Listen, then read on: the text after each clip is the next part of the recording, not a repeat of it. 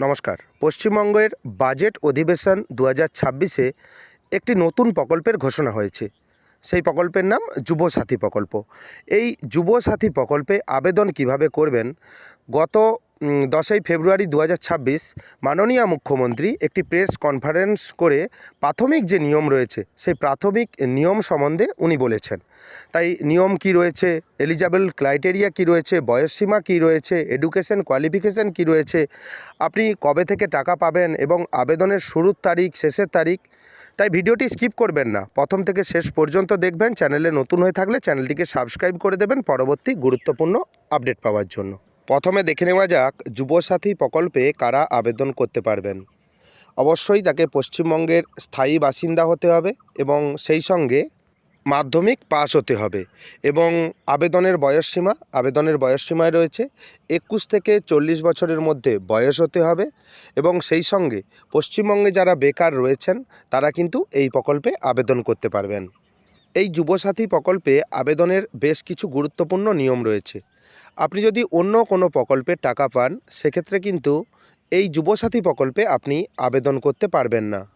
উদাহরণস্বরূপ বলা যেতে পারে, ধরুন আপনি কৃষক বন্ধু প্রকল্পের টাকা পেয়ে থাকেন, সেক্ষেত্রে আপনি যুবসাথী প্রকল্পে আবেদন করতে পারবেন না। এবং কোন কোন টাকা পেয়ে থাকলে আপনি যুবসাথী প্রকল্পে আবেদন করতে পারবেন, ধরুন আপনি স্কলারশিপের টাকা পান, ঐক্যশ্রী, মেধাশ্রী, স্বামী বিবেকানন্দ স্কলারশিপ, আরও বেশ কিছু স্কলারশিপ রয়েছে।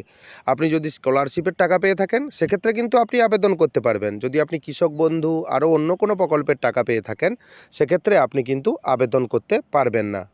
আবেদনের ফর্ম ফিল আপ কীভাবে হবে?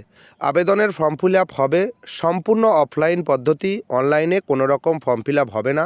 মাননীয় মুখ্যমন্ত্রী ঘোষণা করে দিয়েছেন যে সম্পূর্ণ অফলাইন পদ্ধতিতেই ফর্ম ফিল আপ হবে।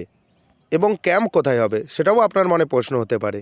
টোটাল আমাদের পশ্চিমবঙ্গে 294টি বিধানসভা রয়েছে। প্রতিটি বিধানসভায় একটি করে ক্যাম্প হবে, অর্থাৎ 294টি ক্যাম্প হবে। এখানে কিন্তু দুয়ারে সরকারের মতো অঞ্চল ওয়াইজ যে ক্যাম্প হয় বা পঞ্চায়েত ওয়াইজ যে ক্যাম্প হয় সেই ক্যাম্প কিন্তু হবে না। পরবর্তীকালে যদি কোনো চেঞ্জেস আসে অবশ্যই আমার চ্যানেলের মাধ্যমে আপনি জানতে পারবেন।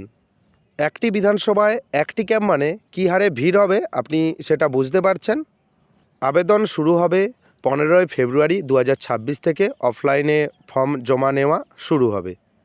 এই প্রকল্প চালু হওয়ার কথা ছিল 15ই আগস্ট 2026 থেকে, কিন্তু মাননীয় মুখ্যমন্ত্রী আবার ঘোষণা করেছেন যে 1 এপ্রিল 2026 থেকে আপনি এই প্রকল্পের টাকা পেতে শুরু করবেন। প্রতি মাসে 1500 টাকা করে পাবেন এবং সেই সঙ্গে এই প্রকল্পের টাকা আপনি 5 বছর কন্টিনিউ পাবেন। পশ্চিমবঙ্গের বাজেট অধিবেশনের যুবসাথী প্রকল্প ঘোষণা হওয়ার পর থেকেই অনেকেই যুবশ্রী বা এমপ্লয়মেন্ট ব্যাংকে অনলাইনে ফর্ম ফিল আপ শুরু করে দিয়েছে। অনেকেই ভাবছেন যে যুবশ্রী বা এমপ্লয়মেন্ট ব্যাংকে আমি ফর্ম ফিল আপ করে দিয়েছি, যুবসাথী প্রকল্পে অ্যাপ্লাই হয়ে গেছে। দুটি প্রকল্প কিন্তু সম্পূর্ণ আলাদা। যুবশ্রী বা এমপ্লয়মেন্ট ব্যাংক এটা একটি প্রকল্প এবং যুবসাথী 2026 সেটা কিন্তু আলাদা প্রকল্প। যুবশ্রী প্রকল্প বা এমপ্লয়মেন্ট ব্যাংকে এটা আপনি অনলাইনে ফর্ম ফিল আপ করেন এবং নির্দিষ্ট যে এমপ্লয়মেন্ট এক্সচেঞ্জ আছে ফর্ম ফিল আপ করে সেখানে জমা করতে হয়। এবং যুবসাথী যে নতুন প্রকল্প, এই প্রকল্পের ফর্ম ফিল আপ 15 ফেব্রুয়ারি 2026 থেকে অফলাইনে শুরু হবে। আশা করি এই দুটি প্রকল্পের মধ্যে কনফিউশন দূর করতে পেরেছি।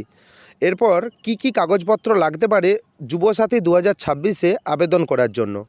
আধার কার্ড লাগবে, ভোটার কার্ড লাগবে এবং সেই সঙ্গে রেশন কার্ডও লাগতে পারে এবং আপনার মাধ্যমিকের পাস সার্টিফিকেট সেটাও কিন্তু লাগবে এবং single bank account, joint bank account দিলে কিন্তু চলবে না, এবং 1 কপি পাসপোর্ট সাইজ ফটো। এবং আপনারা বয়সসীমা জানেন, 21 থেকে 40 বছর যাদের বয়স রয়েছে, মাধ্যমিক পাস রয়েছে, তারা আবেদন করতে পারবেন। এবং বয়স কিভাবে ক্যালকুলেশন হবে, অর্থাৎ এজ ক্যালকুলেশনটা কিভাবে হবে?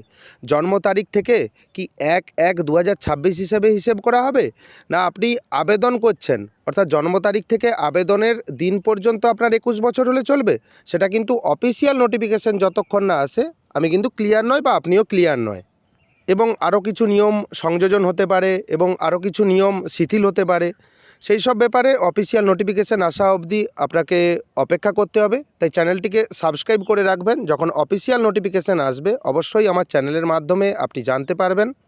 ভিডিওটি কেমন লাগলো জানাবেন। যদি ভিডিওটি ভালো লাগে ভিডিওটি লাইক করে দেবেন এবং বন্ধুদের মধ্যে বেশি বেশি করে শেয়ার করবেন। ভিডিওটি দেখার জন্য আপনাকে অসংখ্য ধন্যবাদ।